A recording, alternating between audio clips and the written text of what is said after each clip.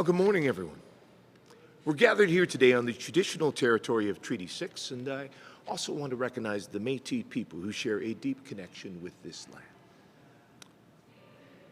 I'm here today to talk to Albertans about why they face being coerced into paying to access public health care, despite that being a direct violation of the Canada Health Act, the principles of Medicare, and despite repeated promises from Danielle Smith during the election campaign that Albertans would never have to pay to see a family doctor, a promise that is clearly being broken.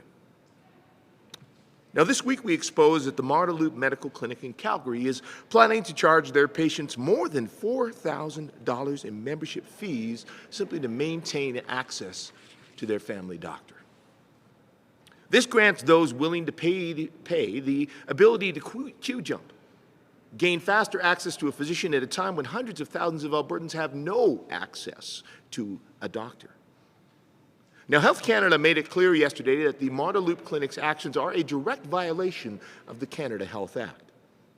And last night, in the face of mounting public pressure, Danielle Smith and the UCP government finally caved and announced that Alberta Health would be investigating that one single clinic. Now, while that investigation is necessary, it's not nearly broad enough, because we believe there are at least 14 other clinics throughout Alberta that are engaging in similar practices of members-only medicine. Last year, a peer-reviewed article published in the Journal of Healthcare Policy identified 14 clinics in Alberta that they found to be charging some form of membership fee. And that study warned, quote, boutique wellness clinics and executive clinics may pose an additional challenge with respect to primary care physician supply. To the extent that these models proliferate, they may compete for the supply of physicians providing comprehensive primary care in urban areas, particularly to lower-income Canadians and individuals with complex chronic illnesses. That's a little academic, so let me put it in plain language. The article makes it clear that at a time when tens of thousands of Albertans have no access to a family doctor, the growth of this model of members-only medicine could make it even harder for regular Albertans who can't afford to pay for it. Indeed, it could leave those most in need not able to access primary care at all.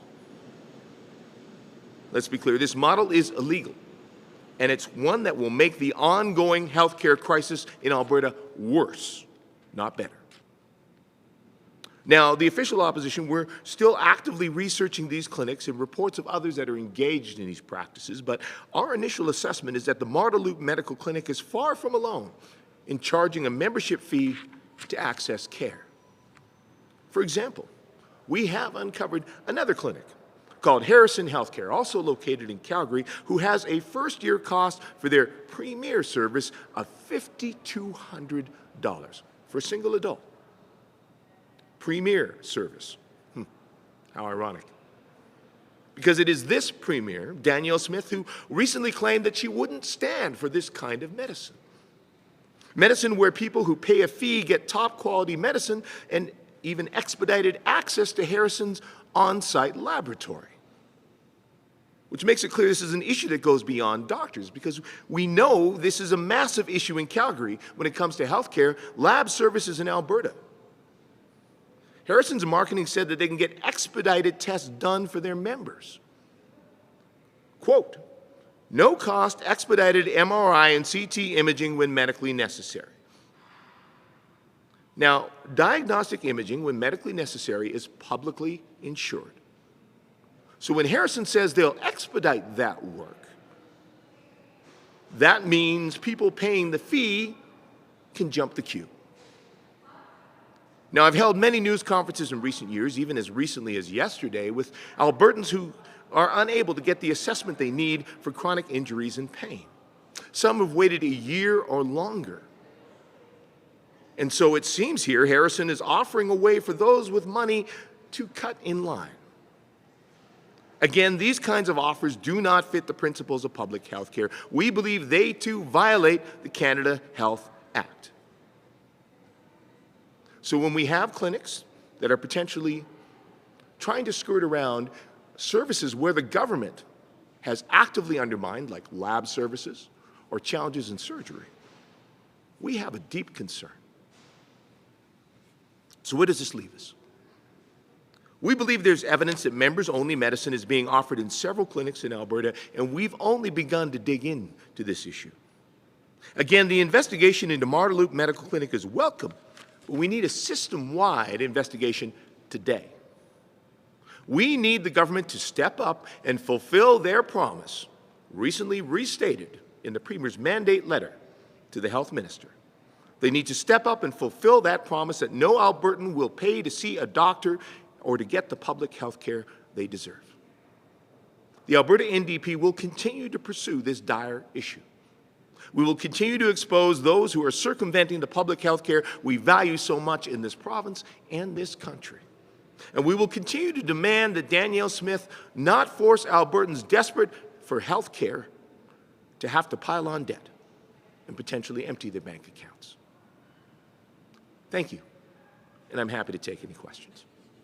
And I'll do a quick check for questions in the room. No, we'll go to the phones. Just a reminder to press *9 if you're joining us on the phone. Use the raise hand function if you're joining us via Zoom. If you can say your name and your outlet at the top, that'd be great. We'll go to our first caller.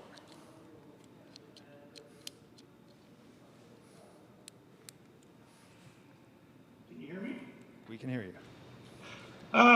Okay, so I'm just looking at the Harrison site as you're talking. And I appreciate we're all just sort of asking questions here. Do you know, are these guys actually,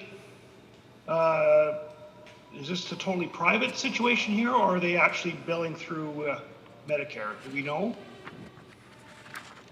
So the situation is a bit unclear. It does appear to suggest that Harrison Healthcare is offering publicly funded services. They talk about things that are medically necessary. They have family physicians on staff. So it seems to suggest that there are portions of the work that they are offering that are indeed publicly funded medical services. But they are also gatekeeping access to some of those services through a membership fee, and a considerable one at that. So certainly this is one of the reasons that we are calling for a system-wide investigation. We need to get to the bottom of this. We need clarity on this issue to ensure that we are protecting Albertans and we are not seeing sanctioned violation of the Canada Health Act. Follow-up, Dean? Yeah, just a couple. This doctor, Dr. Talbot Jones, also sits on the board of the Calgary West Primary Care Network. And I've asked the government if that poses any conflict, given that she's, she goes ahead with this membership program. Does that strike you as being a problematic dual role for her? So certainly we have raised very real concerns with this doctor's move towards a members-only medicine, towards charging a membership fee for patients that have had the opportunity to simply access her as publicly funded health care for a number of years. So certainly I would hope the other members of that PCN would also have those concerns about this issue. That would be perhaps something they'd be discussing with her. It's one of the reasons, again, that we are calling for this investigation. We are calling for this government to take action, make it absolutely abundantly clear for Albertans whether they view this, as Health Canada has said, as being a violation of the Canada Health Act, so that it can be corrected and can be addressed. We'll come back to Dean. Go to a couple of colleagues first. Our next caller. Hi, David. It's Michelle Belfontaine from CBC. Just a different topic. Just wanted to get your reaction to the news that there is a new federal health minister, Mark Holland. I certainly welcome Mr. Holland to the role. Give him my congratulations. I look forward to seeing how he'll move forward. We certainly have a number of questions of how the federal government can best collaborate with provinces in terms of the funding of healthcare within the provinces, and certainly, again, in this area of ensuring that we are upholding the principles of the Canada Health Act. I can't say I know too much about Mr. Holland himself, but he has my welcome and my congratulations. Any follow-up, Michelle? No, that's it. Thank you.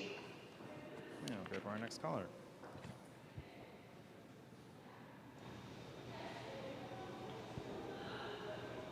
Go ahead, Joel. Hi, can you hear me? Yep. Yes. Hi, Joel Dryden, CBC. During the NDP's time in power, there were a number of these sorts of clinics in operation. At the end of the NDP term, legislation was tabled that would end these sorts of fees, but that was near the end of the term. Given these comments today, why didn't the party attempt to handle the problem sooner?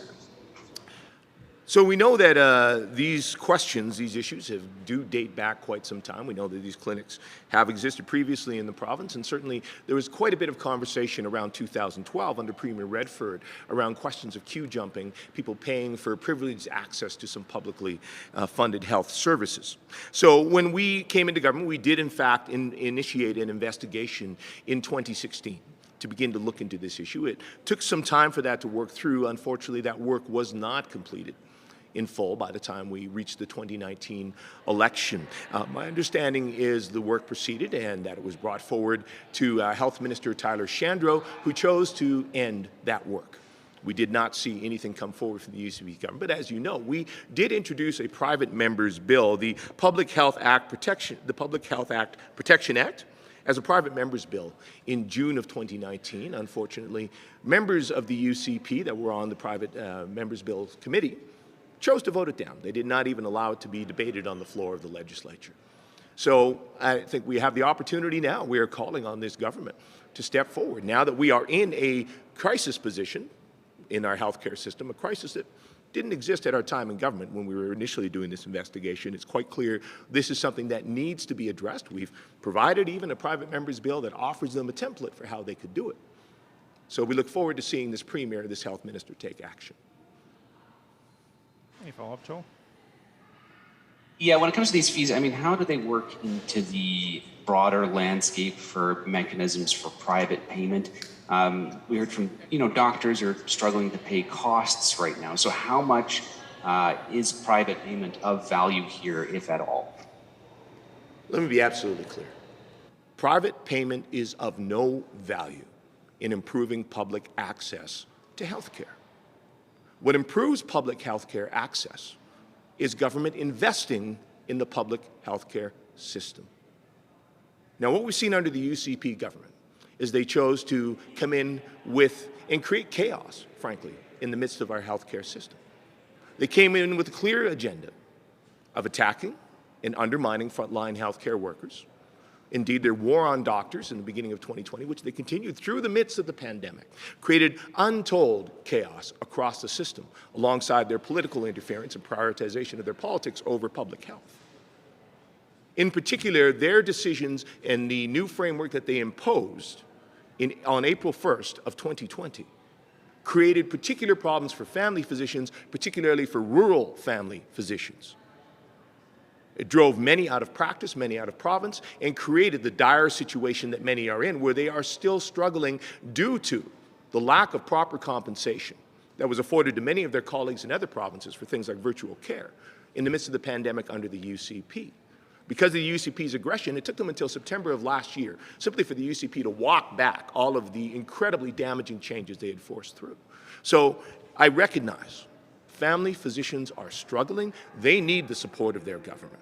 They need better than what's on the table to ensure that Albertans can access the care they need and to rebuild that relationship of trust so that we can continue to recruit, retain, and train new physicians and have them go into family medicine in the province of Alberta.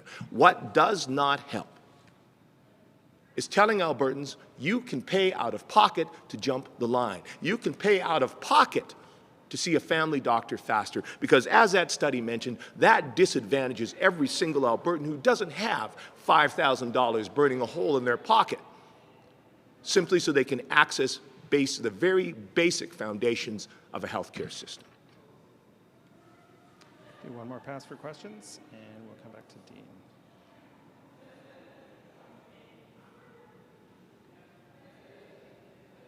Dean, did you have a follow-up? Yeah, sorry, following up on Joel's. Yeah, I guess I'm wondering why we're playing whack-a-mole here with, should the government be a little bit more proactive here in terms of explaining what firms here are charging these fees and whether or not they're being charged for medically insured services? I think the government actually said on Monday that there's 4 doctors who have opted out. So I think as far as they know, there are no other clinics. What's my question here? Is it clear to you, do we need some clarity here in terms of how doctors are charging fees here in Alberta? Without question, Dean. Albertans deserve clarity. They deserve transparency and accountability in terms of this question. Now, we initiated this process in 2016. That work was not completed when we exited government, but certainly the UCP were afforded the opportunity under Health Minister Tyler Shandro to continue that work and to address this, provide that transparency, that accountability, take those steps to protect Albertans. Instead, they went about taking a sledgehammer to the foundation of the healthcare system by attacking family doctors and undermining primary care, putting us in this crisis situation. Now, Danielle Smith, in her mandate letter to Minister LaGrange, said, we must make sure that our government upholds the tenets of the Canada Health Act. And secondly, that we fulfill our campaign promise that no Albertan will ever have to pay out of pocket to see their family doctor or to access any other publicly funded healthcare service. We have pretty clear evidence that that is not being fulfilled right now. If that is truly the commitment of the Premier, if she has truly abandoned her years of advocacy for precisely this kind of situation, where Albertans pay out of pocket to get better access, she'd like to call that choice. If she's truly put that behind her, then let's see some action on this today. Do you know, should the government be taking a more active approach? I mean, this clinic is supposed to begin this program on August 1st, so it's only days away.